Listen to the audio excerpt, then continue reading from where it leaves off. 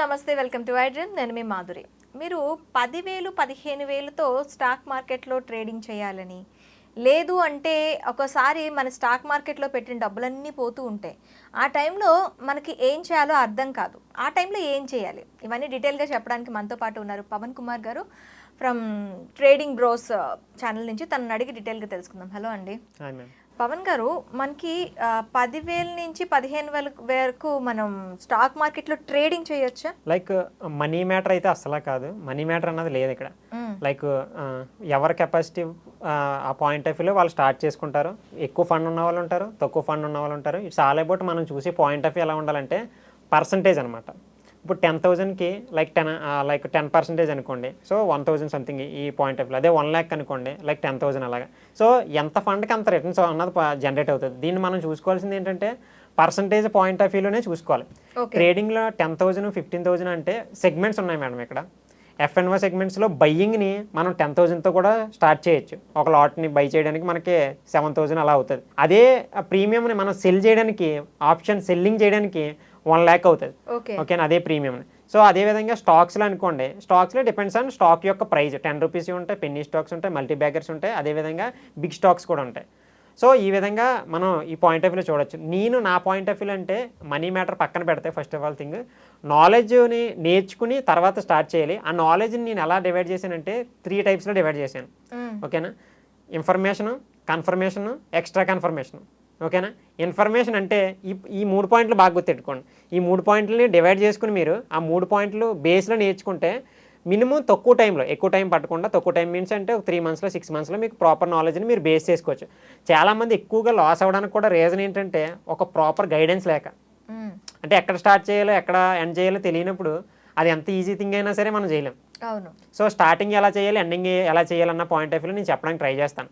So information అంటే information first ఇది గుర్తుపెట్టుకోండి, లేకపోతే రాసుకోండి. Information, confirmation, extra confirmation. Information అంటే మీకు ఏదన్నా ఒక స్టాక్ మార్కెట్ కదా, ఏ థింగ్ గురించి అన్నా తెలియడానికి ముందు ఒక ఇన్ఫర్మేషన్ కావాలి మనకి. అంటే దాని గురించి పూర్తి అవగాహన ఉండాలి. అవగాహన లేకపోయింది అనుకోండి ఆటోమేటిక్గా పోతాయి. సో ఫస్ట్ రాంగ్ స్టెప్ అక్కడే పడిపోతున్నట్టు. సో అవగాహన ఎక్కడి నుంచి తెచ్చుకోవాలి బ్రో? నేను డైలీ దాని అప్డేట్స్ ఎలా తెలుసుకోవాలి, దాని న్యూస్ని ఎక్కడ చూడాలి అంటే మీకు మనీ కంట్రోల్ అని ఒక వెబ్సైట్ ఉంటుంది. ఆ మనీ కంట్రోల్ వెబ్సైట్ని చూసారనుకోండి, దాంట్లో మీకు డైలీ న్యూసెస్ అన్నాయి మీకు జనరేట్ అవుతుంటాయి అనమాట. సో దాంట్లో న్యూస్ చూడొచ్చు, స్టాక్స్ న్యూస్ వస్తుంటుంది, మ్యూచువల్ ఫండ్స్ న్యూస్ వస్తుంటాయి. మీరు చాలామంది చూస్తున్న వాటిలో స్టాక్స్ మీద ఇన్వెస్ట్మెంట్ చేసి ఉంటారు, మ్యూచువల్ ఫండ్స్లో చేసేవాళ్ళు ఉంటారు, ఇంట్రాడే చేసేవాళ్ళు ఉంటారు, స్వింగ్ ట్రేడింగ్ చేసేవాళ్ళు ఉంటారు. వీళ్ళందరికీ కూడా దాంట్లో డైలీ అప్డేట్స్ అనేవి వస్తాయి అనమాట. ఏదైనా స్టాక్స్ నెగిటివ్ వచ్చింది అనుకోండి, ఏదైనా ఫ్రాడ్ జరగడం కానీ, లేకపోతే ఏదైనా పాజిటివ్ రావడం కానీ, కాంట్రాక్ట్స్ రావడం కానీ, ఒక కంపెనీకి కాంట్రాక్ట్స్ వస్తే అది ఆటోమేటిక్గా రైజ్ అవ్వడం ఇలాంటివి కూడా జరుగుతుంటాయి అనమాట. సో ఈ విధంగా ఇన్ఫర్మేషన్ అన్నది మనీ కంట్రోల్లో చూడొచ్చు. లేకపోతే ఛానల్స్ ఉంటాయి, CNBC కానీ ఇలాంటి ఛానల్స్ ఉంటాయి. So news, stock market news సంబంధించింది వాటిని డైలీ మనం మార్నింగ్ టైంలో ఒక 8 o'clock అలాగా బేసిక్ అబ్జర్వేషన్ చేసామనుకోండి, ఆటోమేటిక్గా 3 monthsకి మీకు ఓవర్ నాలెడ్జ్ అవుతుంది. అంటే మీకు కావాల్సిన నాలెడ్జ్ అన్నది జనరేట్ అవుతుంది. ఇది ఇన్ఫర్మేషన్ అయిపోయింది. Next confirmation. కన్ఫర్మేషన్లోకి ఏం వస్తాయంటే మేడం, టెక్నికల్ అనాలిసిస్. మీరు చార్ట్స్లోని క్యాండిల్స్ని ఎప్పుడైనా చూసారా? రెడ్ క్యాండిల్, గ్రీన్ క్యాండిల్, ఇలా క్యాండిల్స్ ఉంటాయన్నమాట. Chart patterns, W pattern, M pattern, candle 6, trend lines, divergence, option chain, delta, vega, gamma, theta, smart money concepts, ICT, order flow, delta, ఇలాంటి కాన్సెప్ట్లు ఉంటాయన్నమాట. ఇవన్నీ కూడా కన్ఫర్మేషన్లోకి వస్తాయి. ఓకేనా, కన్ఫర్మేషన్లు ఇవన్నీ నేర్చుకుంటే మీకు హాఫ్ ఆఫ్ ద నాలెడ్జ్ వచ్చినట్టు ఈ 2 నేర్చుకుంటే. తర్వాత ఎక్స్ట్రా కన్ఫర్మేషన్. ఎక్స్ట్రా కన్ఫర్మేషన్ అంటే ఏంటంటే ఇప్పుడు న్యూస్ వలన మనకు పాయింట్ ఆఫ్ వ్యూ తెలిసింది ఆ స్టాక్ ఈరోజు పాజిటివ్గా ఉంటుందని.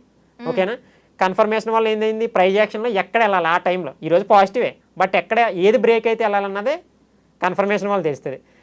బ్రేక్ అయిన తర్వాత ఇంకా పక్క కన్ఫర్మ్ అయిపోయింది అన్నదని ఎక్స్ట్రా కన్ఫర్మేషన్ తెలుస్తుంది. ఎక్స్ట్రా కన్ఫర్మేషన్ ఏంటంటే ఇండికేటర్స్ వినే ఉంటారు మీరు. ఇండికేటర్లోనే ఉంది, నేమ్లోనే ఉంది. ప్రైజ్ని ఇండికేట్ చేస్తుంది. అది పై అప్ సైడ్ వెళ్తుంది, డౌన్ సైడ్ వెళ్తుంది అని మీరు వినే ఉంటారు. EMAని, moving exponential average, SMMA, smooth moving average. ఇవి ఏంటంటే మీరు ఆ చార్ట్లో అప్లై చేస్తాం మేడం. ట్రేడింగ్ వ్యూ వెబ్సైట్లోని చార్ట్స్ అన్నీ కూడా చూస్తాం మనం.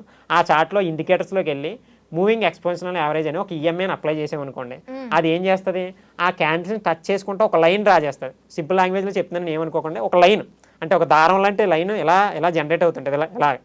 సో ఆ లైన్ అప్ సైడ్ ఉందనుకోండి, మార్కెట్ ట్రెండ్ బుల్ సైడ్ ఉన్నట్టు. ఆ లైన్ కింద ఉందనుకోండి, మార్కెట్ ట్రెండ్ డౌన్ సైడ్ ఉన్నట్టు. ఓకే. దీని వలన ప్రైస్ యాక్షన్ కన్ఫర్మ్ చేసుకున్న తర్వాత ఇది ఎక్స్ట్రా కన్ఫర్మేషన్ కింద మనకు యూజ్ అవుతుంది.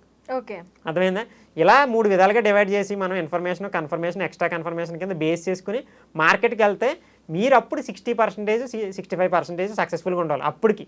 ఓకే. అదే ఇవేమీ తెలుసుకోకుండా వెళ్ళారనుకోండి 100%కి 100% కూడా లాసే. ఓకేనా? ఇవి తెలుసుకుని పూర్తి స్థాయిలో మీ దగ్గర ఎంత మనీ అన్నా పర్లేదు, మనీది ఏముంది, ఈరోజు మన పొజిషన్ ఇలాగ ఉండిపోతుంది కదా ఎప్పుడన్నా. ఇప్పుడు స్టాక్ మార్కెట్లో ఒక ప్రోడక్ట్ కొన్నాం అనుకోండి, ఆ ప్రోడక్ట్ ఒకవేళ డౌన్ఫాల్ అయిందంటే మన మనీ అంతా పోయినట్టేనా? సో లైక్ మీరు ఎంత అయితే పెట్టారో, అంటే ఇక్కడ ఒక స్టాక్ ఉంది, ప్రోడక్ట్ అనకూడదు, స్టాక్ అంటే మనం ఒక పాయింట్ ఆఫ్ వ్యూలో అదాని స్టాక్ ఉంది, అదాని ఎంటర్ప్రైజెస్ ఉంది. ఫర్ ఎగ్జాంపుల్ చెప్తున్నాను, అదాని స్టాక్ని ఒక పర్సన్ వచ్చేసి అతని యొక్క కంపెనీ, అది మొత్తం కంపెనీ, దాన్ని 1000 కింద పీసెస్ కింద, అంటే మీరు ఒక స్టాక్ని స్టేక్ అంటారు దాన్ని, ఆ స్టేక్ని కొంటుంటే ఎంత అంటే దాంట్లో పీసెస్ని కొంటున్నట్టు మీరు.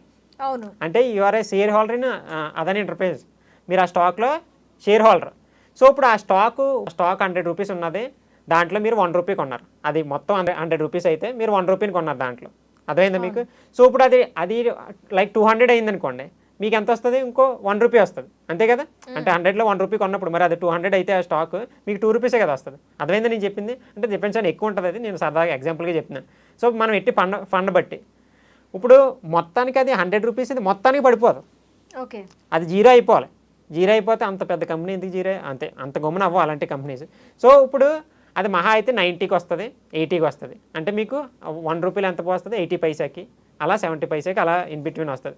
మళ్ళీ డిప్ అయ్యి మళ్ళీ రైజ్ అవుతుంది. మీది ఫండమెంటల్గా స్ట్రాంగ్ ఉంటాయి. మొత్తం పోవడం అన్నది చాలా రేర్ కేస్ అనమాట.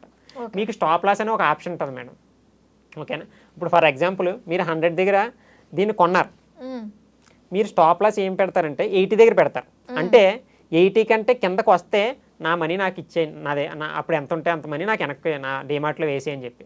ఓకే. అంటేనా ఒక లాస్ని ఒక ప్లేస్ పెట్టేస్తాం మనం, ఇంతకు మించి నేను లాస్ అవ్వకూడదు. 1 లక్ష పెట్టాను అనుకోండి, దీంట్లో 20,000 మించికి నేను లాస్ అవ్వకూడదు, అంటే ఆ 20,000 ఎక్కడికి పోతుందో ఆ ఏరియాకి స్టాప్ లాస్ పెట్టేస్తే ఫినిష్ అనమాట.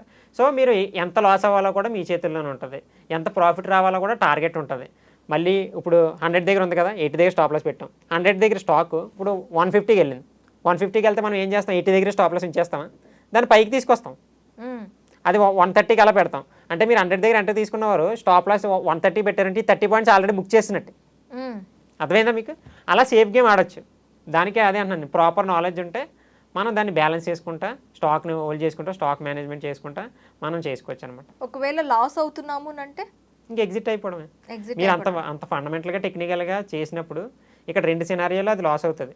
ఒకటి స్టాక్ పర్సనల్గా ఏమైనా ఇష్యూస్ కానీ, కాంట్రాక్ట్స్ రాకపోవడం కానీ, దాంట్లో డెప్ట్స్ అంటారు, అప్పులు అంటారు కదా, అప్పులు ఉండడం కానీ, అంటే బ్యాంకుల నుంచి లోన్స్ తీసుకుంటారు కదా, బ్యాంకుల నుంచి లోన్ తీసుకోవడానికి ఎక్కువ ఇంట్రెస్ట్ పే చేయాల్సి వస్తున్నప్పుడు కానీ, అలాంటప్పుడు స్టాక్లో ఏదైనా నెగిటివిటీ కానీ వచ్చిందనుకోండి, సో ఆటోమేటిక్గా అది ఫాలో అవడం బట్టి దానికి ఎంత నెగిటివిటీ ఉందో మనకు అర్థమైపోతుంది. లేకపోతే ఒక్కోసారి మార్కెట్ అంతా కూడా పడుతుంటుంది, ఏదైనా ఆర్బీఐ బ్యాంక్స్ మీద నెగిటివ్ న్యూస్ వదలడం కానీ, లైక్ ఇలాంటి సెక్టార్స్లో నెగిటివ్ న్యూస్ వచ్చిందని కూడా ఆటోమేటిక్గా సెక్టార్ అంతా కూడా పడుతుంది. అది డిప్ మాత్రమే, మొత్తానికి పడిపోదు. ఓకే, మనం ఆ టైంలోని ఒక స్టాక్ని, ఇప్పుడు ఈ పాయింట్ ఆఫ్ వ్యూ వచ్చింది కాబట్టి నేను చెప్తున్నాను, ఆ టైంలో ఎలా మేనేజ్ చేయాలో. ఇప్పుడు ఈ స్టాక్ ఉంది, ఇది పడిపోతుంది, కానీ నాకు అమ్మే ఉద్దేశం లేదు. అప్పుడు ఫ్యూచర్స్లోకి వెళ్ళి ఫ్యూచర్ని సెల్ చేసామనుకోండి, అదే స్టాక్ యొక్క ఫ్యూచర్స్, దానికి ఆప్షన్ చైన్ ఉండాలి. అన్ని స్టాక్స్కి కూడా ఆప్షన్ చైన్ ఉండదు. ఓకేనా? ఆప్షన్ చైన్ ఉంటే ఇప్పుడు ఈ స్టాక్ పడిపోతున్నప్పుడు నేను అదే స్టాక్ యొక్క ఫ్యూచర్, అదే స్టాక్ నేను ఫ్యూచర్లో మళ్ళీ సెల్ చేస్తున్నాను. ఇది పడిపోయేంతవరకు కూడా నాకు ఈ ఫ్యూచర్లో ప్రాఫిట్ వస్తుంది. ఓకే, అర్థమైందా? ఈ స్టాక్ నేను అమ్ముదామని నాకు ఇంట్రెస్ట్ లేదు, ఎందుకంటే మళ్ళీ పైకి వెళ్తాను, నాకు తెలిసి ఆ స్టాక్ ఏదో మూమెంట్ వల్ల పడుతుంది అంతే. సో ఫ్యూచర్ని సెల్ చేస్తే ఈ మంత్ అంతా పడినంత వరకు కూడా ఈ ఫ్యూచర్లో ప్రాఫిట్ వస్తుంది. ఇక్కడ పోయే లాస్ అంతా ఇది కవర్ చేస్తుంది. మళ్ళీ ఎప్పుడైతే ఇది రివర్సల్ అవుతుందో ఇక్కడ ఫ్యూచర్లో ఎగ్జిట్ అయిపోతాం. ఓకే, అప్పుడు ఇది రికవర్ అయినప్పుడు మళ్ళీ ఇది ప్రాఫిట్ కింద కన్వర్ట్ అవుతుంది. లాస్ అయితే రాకుండా అలాగా ఫ్యూచర్ని సెల్ చేయాలి. ఓకే, అదొక థీమ్ ఉందన్నమాట, స్ట్రాటజీస్ ఉంటాయి అవన్నీ కూడా. అన్నిటికీ ఉండదు, కొన్నిటికి మాత్రం. కొన్నిట్లు అన్ని స్టాక్స్ కూడా ఆప్షన్ చైన్ ఉండదు అనమాట, కొంచెం బిగ్ స్టాక్స్కి ఆప్షన్ చైన్ అన్నదే ఉంటుంది. ఓకే, థ్యాంక్ యూ పవన్ గారు.